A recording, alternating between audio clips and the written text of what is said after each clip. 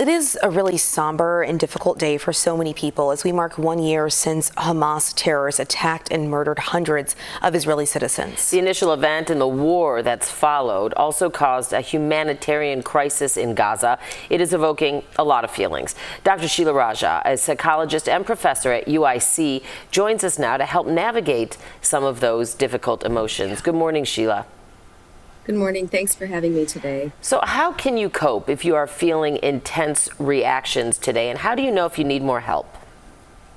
Yeah, I think that one of the things we have to pay attention to today is trying to keep a healthy routine if we can, eating and sleeping and all of those types of things. And also trying to take some breaks from media and social media. There's, how much information do we need? And do we want, which is important. We have to stay informed, but we can't be oversaturated because at that point we, kind of stop functioning. We're not maybe doing what we need to do in our day, our week. So we have to think about getting back out there in our communities, maybe volunteering, talking to friends, but sort of disconnecting a little bit to reconnect with the world. And you mentioned social media, and so many kids and teens, that's their source of information. So how can parents talk to their kids about this today and maybe make the conversation age appropriate?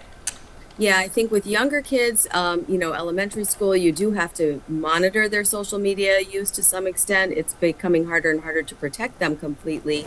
And I think that with older kids, again, getting involved in community activities, but also monitoring them for their own mental health, just like we think about our own mental health. Are we getting, are we sleeping too much? Are we unable to function? In which case we know that we might need to reach out for help.